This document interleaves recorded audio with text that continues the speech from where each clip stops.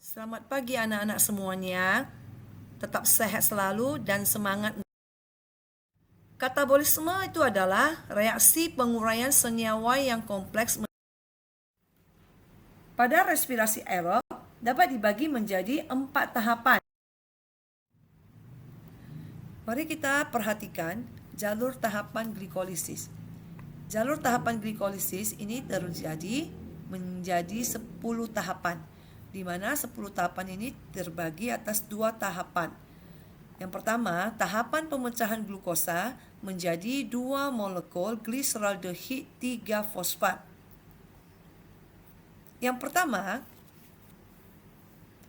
tahapan glukosa menjadi glukosa 6 fosfat.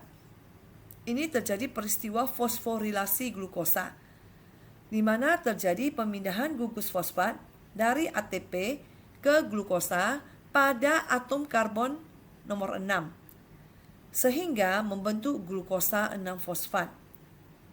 Senyawa ini akan memperoleh energi dari penguraian ATP menjadi ADP dengan bantuan enzim heksokinase.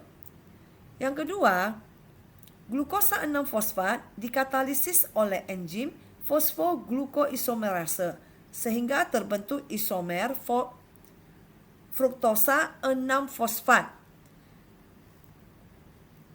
Pada tahapan yang ketiga, fruktosa 6 fosfat akan mengikat fosfat yang dilepaskan ATP menjadi fruktosa 1,6 bifosfat. Senyawa ini mendapat energi bebas dari penguraian ATP menjadi ADP untuk kedua kalinya dengan bantuan enzim fosfofruktokinase. Kita perhatikan di sini ada 2 atom karbon diikat oleh molekul fosfat, yaitu di nomor atom C yang pertama dan nomor atom C yang kedua, sehingga disebut dengan fruktosa 1,6 bifosfat. Peristiwa ini merupakan tahapan endergonik karena dibutuhkan energi dalam bentuk ATP. Selanjutnya, kita lihat enzim aldolase akan menguraikan fruktosa 1,6 bifosfat menjadi 2 senyawa beratom 3C. 2 senyawa beratom 3C, yaitu dihidroksiaseton fosfat dan gliseraldehid fosfat atau PGAL. Enzim yang mengkatalisis perubahan bolak-balik antara kedua gula beratom 3C tersebut, yaitu dihidroksiaseton fosfat dan gliseraldehid fosfat, itu adalah enzim triosa fosfat isomerase, dan peristiwa ini merupakan reaksi bolak-balik. Kemudian gliseraldehid fosfat dioksidasi oleh transfer elektron sehingga H positif ditambahkan ke NAD sehingga akan membentuk NADH.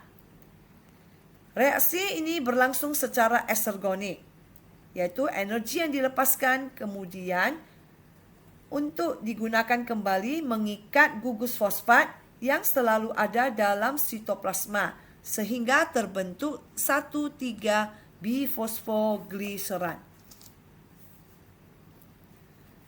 Kita lanjutkan tahapan yang ke-7, di mana gugus fosfat akan ditransfer ke ADP sehingga menghasilkan ATP. Sementara itu, gula berubah menjadi 3-fosfogliserat dengan bantuan enzim fosfogliserat kinase.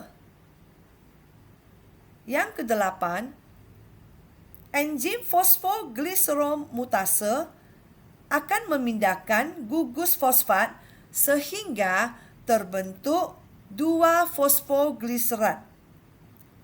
Tahapan yang ke-9, enzim enolase akan membentuk ikatan ganda dalam substrat dengan cara mengekstrasi molekul air membentuk fosfoenol pirufat atau disingkat dengan PEP. Dan tahapan yang terakhir adalah fosfoenol pirufat ini akan berubah menjadi asam pirufat, di mana di sini akan menghasilkan ATP dengan cara mentransfer gugus fosfat dari PEP ke ADP, sehingga terbentuk asam pirufat yang beratom 3C.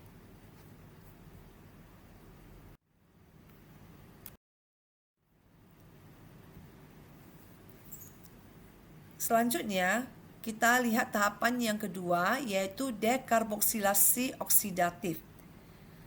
Dekarboksilasi oksidatif ini disebut juga sebagai reaksi antara atau reaksi transisi. Disebut dengan reaksi antara atau reaksi transisi karena tahapan ini merupakan reaksi antara glikolisis dan siklus Krebs. Dekarboksilasi oksidatif ini terjadi di dalam matriks mitokondria. Reaksi ini mengubah molekul asam pirufat yang beratom 3C menjadi asetil-CoA yang beratom 2C. Asam pirufat tersebut akan bereaksi dengan NAD+ dan koenzim A sehingga membentuk senyawa asetil-CoA. Hasil akhir daripada dekarboksilasi oksidatif adalah 2 molekul asetil-CoA, 2 molekul NADH, dan 2 molekul CO2, di mana pada reaksi ini menggunakan 3 enzim dan 5 macam koenzim. Ketiga macam enzim tersebut adalah pirufat dehidrogenase, dihidrolipoil transacetilase, dihidrolipoil dehidrogenase.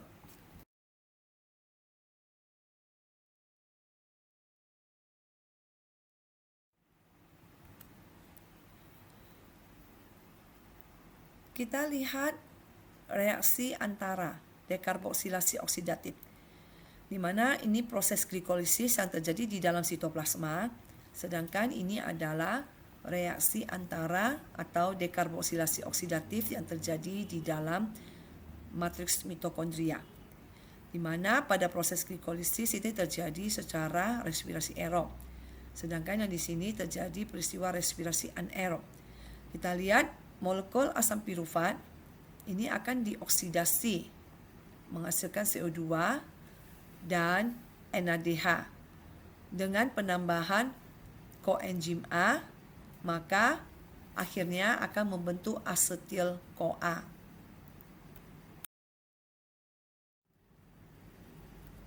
Tahapan reaksi yang ketiga adalah siklus Krebs. Siklus Krebs itu disebut sebagai siklus asam sitrat. Disebut juga dengan siklus Krebs karena penemunya adalah Hans Krebs yang merupakan seorang ilmuwan dari Jerman Inggris yang mengemukakan siklus ini pada tahun 1937. Siklus Krebs ini berlangsung di dalam matriks mitokondria dan ini akan berlangsung 8 tahapan, mengubah asetil-CoA menjadi asam sitrat. Hasil akhir daripada siklus Krebs adalah 6 molekul NADH, 2 molekul FADH, 2 molekul ATP, dan 4 molekul CO2. Sekarang kita perhatikan reaksi dari siklus Krebs. Jadi reaksi siklus Krebs itu ada 8 tahapan, di mana ini adalah hasil daripada reaksi transisi atau dekarboksilasi oksidatif yang akan menghasilkan asetil-CoA. Jadi asetil-CoA ini akan masuk ke siklus Krebs dengan melepaskan CoA. 2 atom karbonnya berikatan dengan asam oksaloasetat 4C sehingga membentuk asam sitrat, yaitu 6 atom karbon C. Kemudian 1 molekul air H2O dikeluarkan dan 1 molekul air yang lainnya ditambahkan kembali sehingga asam sitrat 6C membentuk isomernya menjadi asam isositrat. iaitu 6C, atom berkarbon 6. Kemudian asam isositrat akan melepaskan gugus karboksil dalam bentuk CO2 dan memberikan atom hidrogen beserta elektronnya kepada NAD+ untuk membentuk NADH. H2O ya, untuk membentuk NADH. Sementara itu, asam isositrat berubah menjadi asam alfa ketoglutarat. Asam alfa ketoglutarat akan berikatan dengan koenzim A membentuk senyawa antara suksinil-CoA yang beratom 4C dengan melepaskan CO2 dan memberikan atom hidrogen beserta elektronnya kepada NAD+ untuk membentuk NADH kembali. Kemudian kita lihat tahapan yang kelima adalah proses fosforilasi tingkat substrat dimulai dengan dilepaskannya kembali koenzim A sehingga membantu pengikatan fosfat oleh GDP, guanosin difosfat, menjadi GTP. Ini alfa ketoglutarat ya.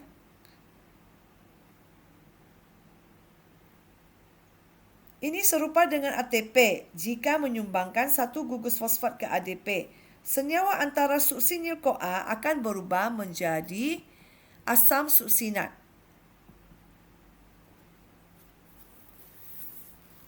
Yang selanjutnya, asam suksinat akan memindahkan dua atom hidrogen dan elektronnya kepada FAD.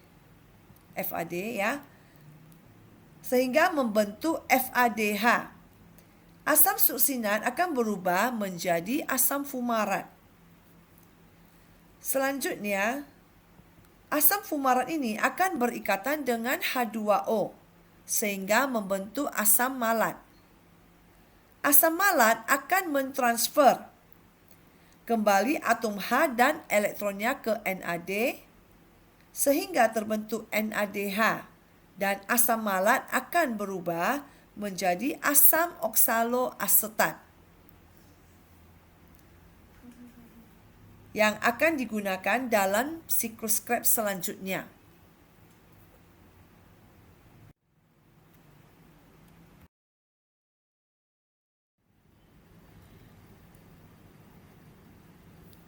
Tahapan yang keempat adalah transport elektron, di mana transport elektron ini adalah merupakan proses oksidasi terminal dan pemindahan untuk menghasilkan ATP. Terjadi di kristal mitokondria, di mana NADH dan FADH yang dihasilkan dalam proses glikolisis, dekarboksilasi oksidatif dan siklus Krebs akan membebaskan energi tinggi pada saat melepaskan elektron dan ion H positif. Dan pada transfer elektron ini, satu molekul NADH akan diubah menjadi 3 ATP. Sedangkan satu molekul FADH akan diubah menjadi 2 ATP. Hasil akhir daripada transfer elektron ini adalah akan dihasilkan 30 ATP yang berasal dari 10 NADH. Baik dari glikolisis, dekarboksilasi oksidatif maupun siklus Krebs. Sedangkan akan dihasilkan 4 ATP yang berasal dari 2 FADH.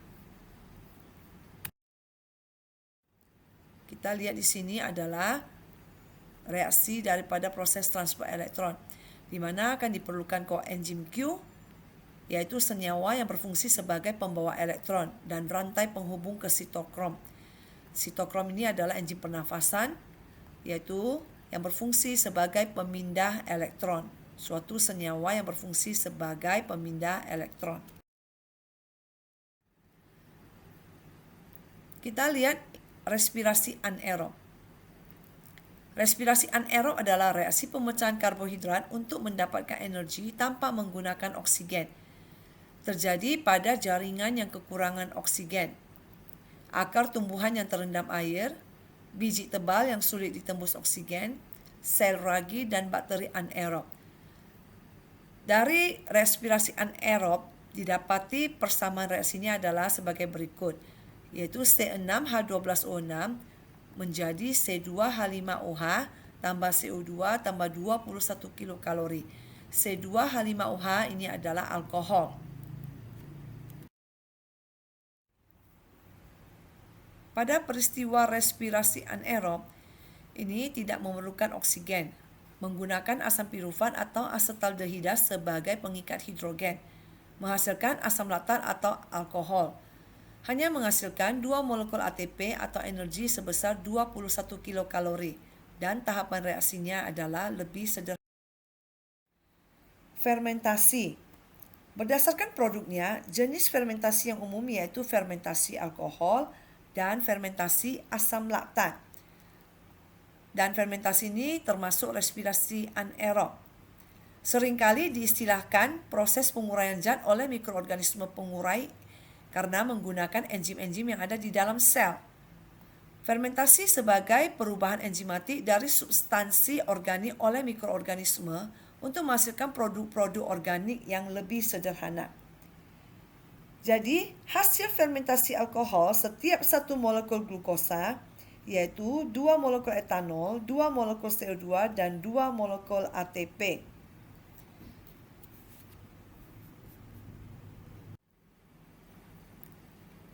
Fermentasi asam laktat terjadi pada sel otot hewan dan manusia ketika kekurangan oksigen. Hal ini terjadi jika katabolisme gula untuk membentuk ATP melebihi dari pasukan oksigen di dalam darah. Eritrosit bersifat anaerob dan menghasilkan asam laktat karena tidak memiliki mitokondria.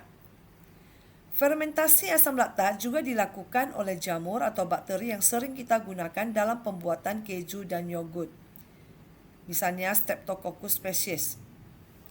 Hasil fermentasi asam laktat yaitu 2 asam laktat dan 2 molekul ATP.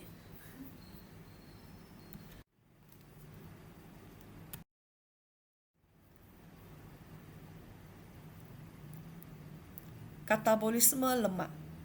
Selain karbohidrat, bahan katabolisme untuk menghasilkan ATP dapat berupa lemak dan protein.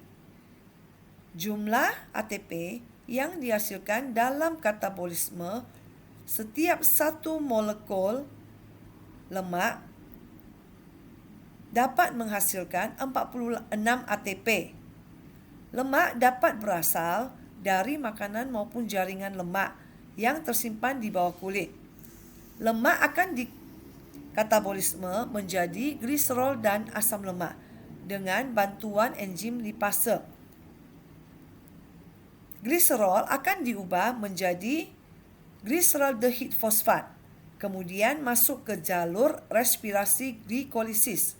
Sedangkan asam lemak akan diubah menjadi molekul-molekul asetil-CoA, kemudian masuk ke siklus Krebs. Katabolisme protein.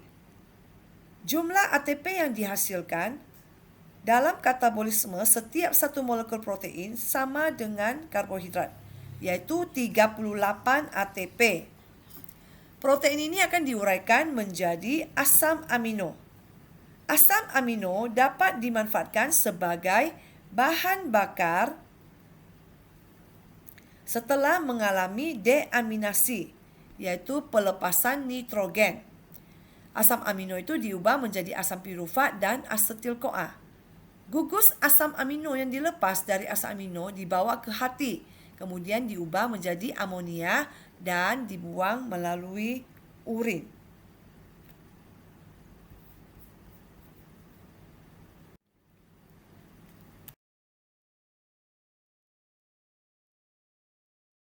Sekian dan terima kasih. Jika ada yang kurang mengerti, boleh tanya melalui WhatsApp atau GC.